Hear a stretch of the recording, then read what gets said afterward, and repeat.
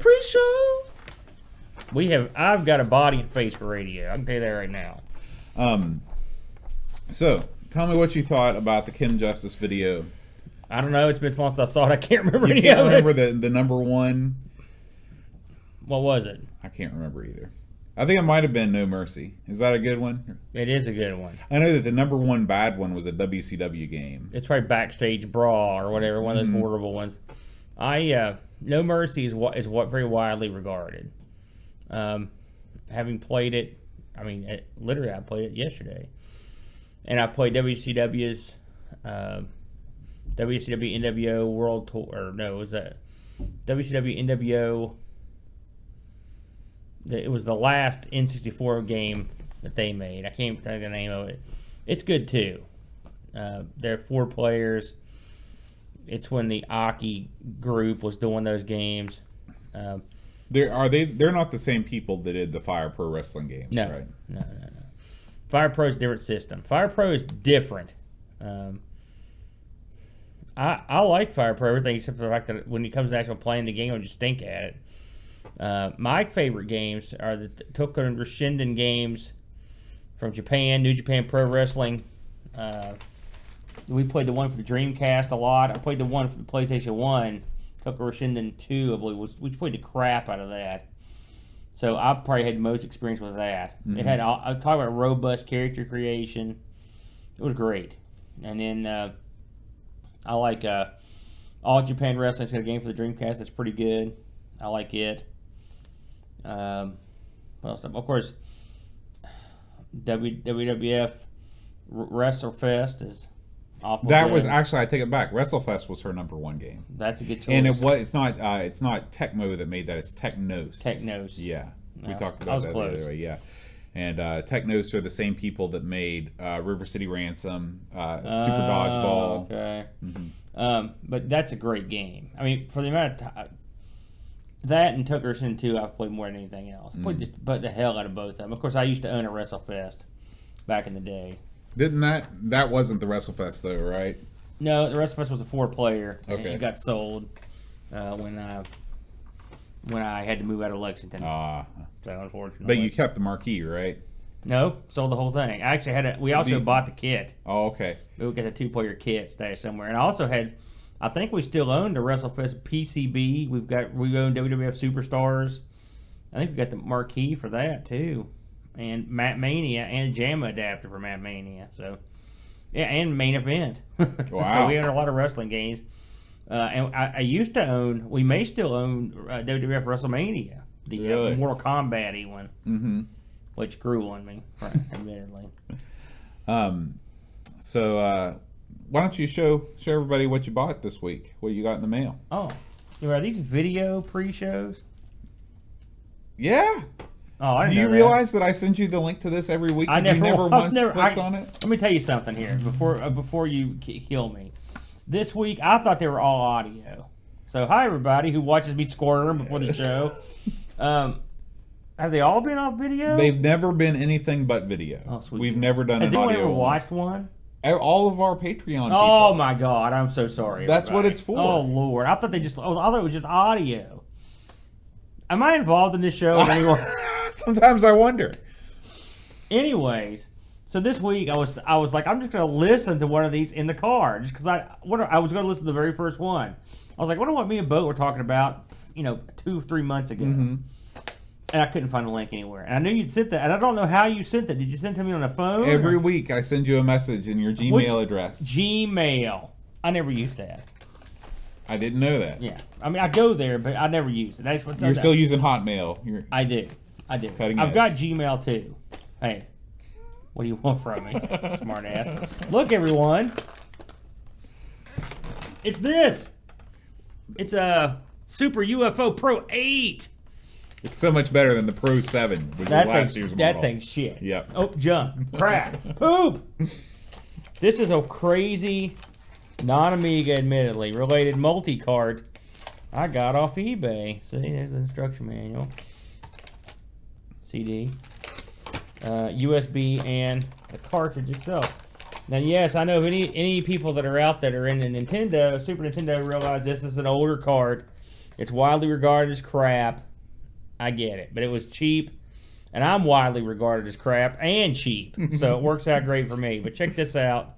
You got your card right there, and then you pop this gimmick off here. Okay. See that little thing on top? It's another cartridge slot. You can actually put another cartridge on here, and then you can suck it into this. Suck it right in. And then you've got it. Or you can just download the ROM. But if you wanted to suck it, there it is, by God. And then you've got your USB hither, and you've got your gimmick for your SD card right there for your all your ROM needs. So, hey, I got this thing with a gift card. I think I paid $21. Now, granted, it took them double the time they told me it would to ship it. But, still, it's here. I haven't even tried it yet. I brought it over here to show Boat. So, that's my new toy for the week. What do you got? So, my cool thing of the week is, since we're doing a Peter Molyneux game this week, I've got the Sega Mega Drive version of Powermonger. So, now if you look up here, you can see that it's not actually a Sega cart though. This is a Samsung Mega Drive cartridge. Why is that? Because this is the Korean version of the game. Trippy. Powermonger. Is that what can you actually read that, or are you just making that up? I can read Korean. You can read Korean? I lived there for 2 years. That doesn't mean anything. So, you can see here that it's got the fully localized manual. So you can read that manual verbatim. Yeah. That is impressive. I understand everything in it? No. Yeah, but still, that's pretty impressive, man. So, and the cart looks like a normal Genesis / Mega Drive cart, but it is you can see the Samsung stamped on the bottom there. Now, why is that? Because back in the 90s, the 80s and the 90s, there were very restrictive trade regulations between Japan and South Korea. You were basically not allowed to import any electronics from Japan into Korea. They were trying to build their own brands. Samsung and LG were not the giants that they are today.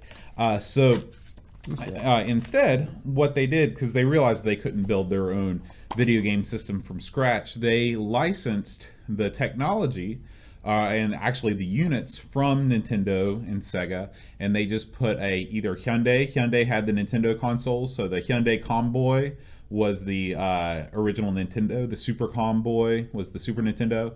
And on the Sega side, you have the Samsung Mega Drive, I guess. I don't really know what the Sega consoles, if they had different names or not. But I actually had a Super Comboy that I bought at a flea market sort of deal in Korea. Unfortunately, I sold it. I wish I still had it because it was super cool looking. But there's a little bit of Korean game history for you. Let me ask you a question, if I may. Okay. Do these cartridges work on an American Genesis? I've never tried it. And my next question is, do Japanese cartridges work on an American system?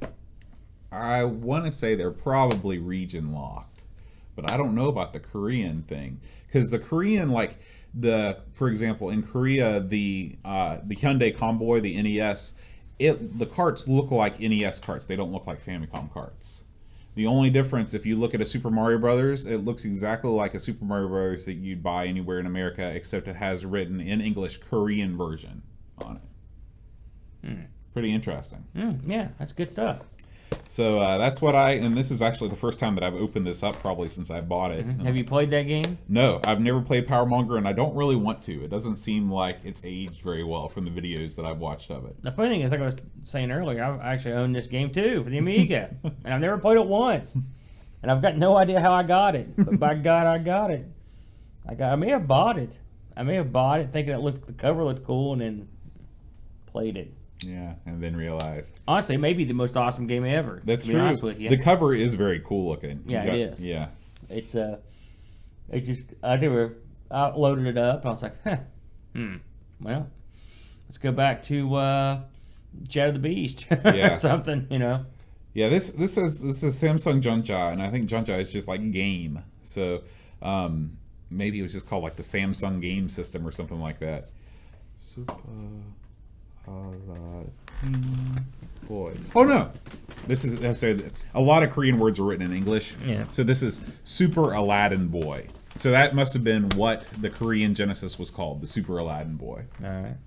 Now we know. Good name. Yeah.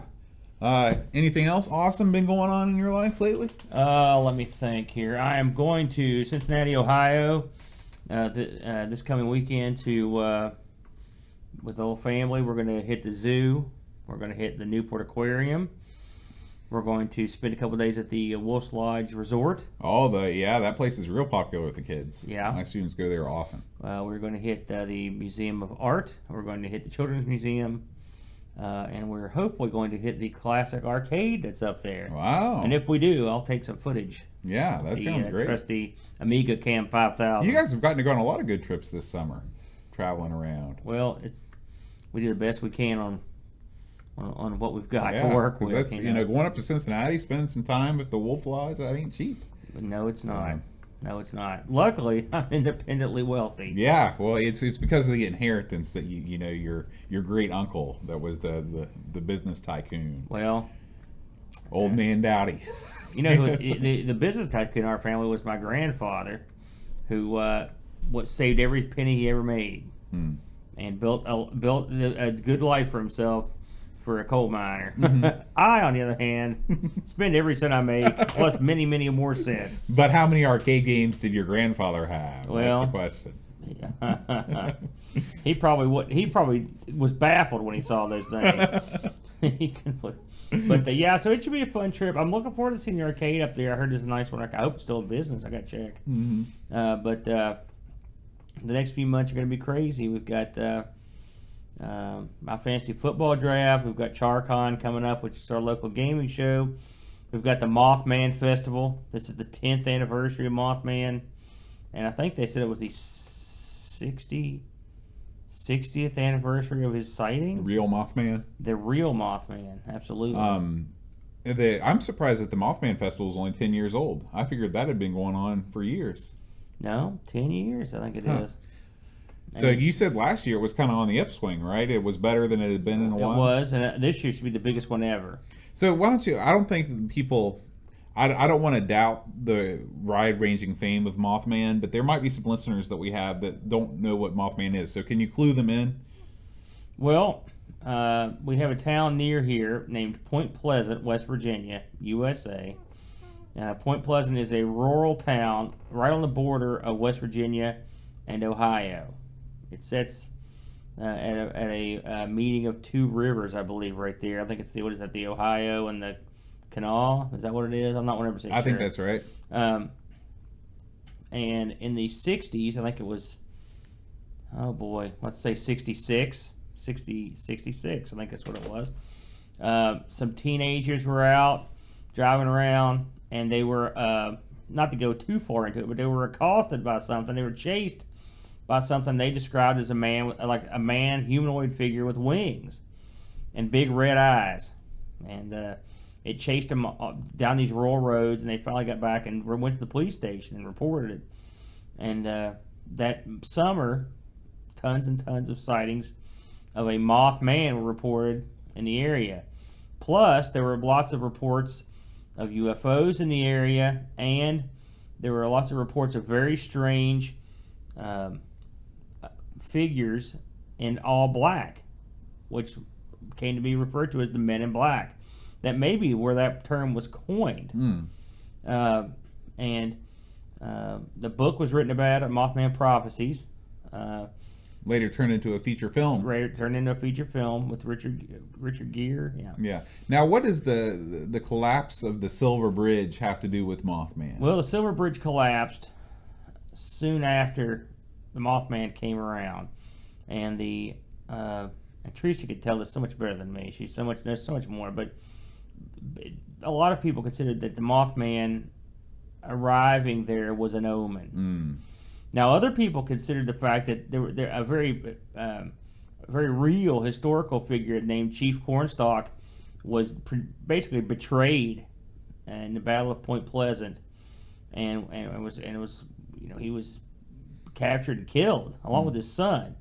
And some people say the curse of Chief Cornstalk hangs over Putnam, or hangs over Point Pleasant, and that was the cause of the bridge to collapse. And some people just think that it was a cold day, and there were too many cars in the bridge, and that's what caused the collapse.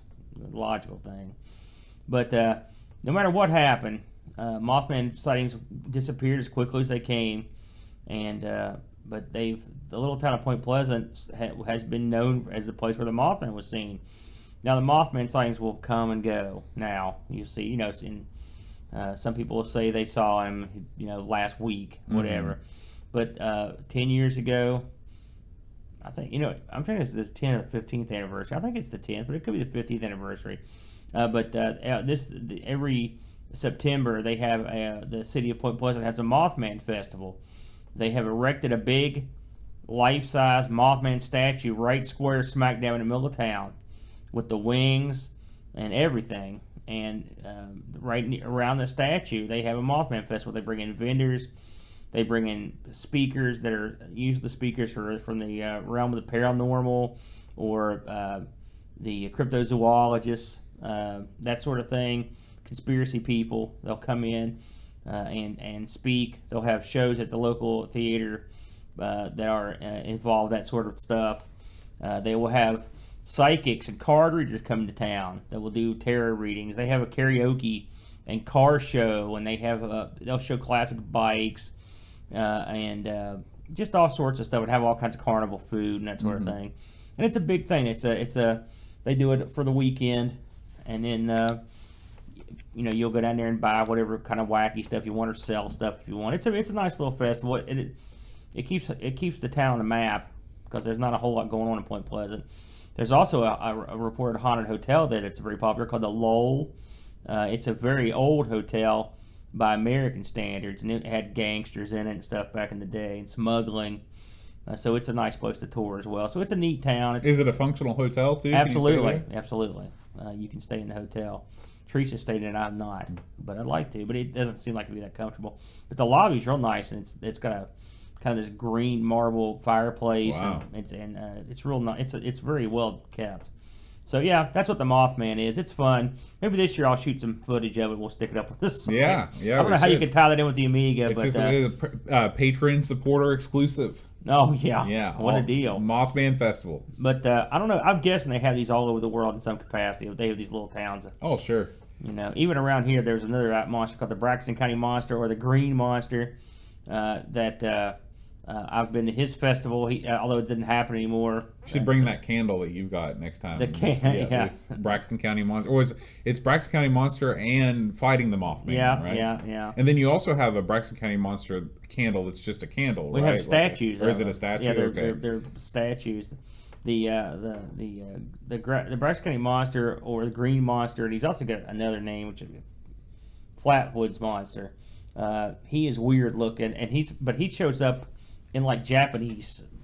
Apparently they've embraced him in Japan to a certain degree. So. Is that up by the Outlet Mall, that Flatwoods? Yeah. Wow. Flatwoods, West Virginia. Okay. Absolutely. Yeah, that's where it's at. If you look on their sign, when it says "Welcome to Flatwoods," and underneath it it'll say "Home of the Green Monster." Huh. Interesting. That's what they're talking about. But I think the statue that you have is not green. It's like red and black. Well, it is. It's. I don't know why I've heard that thing called 3 or 4 different things. Interesting. So, Interesting.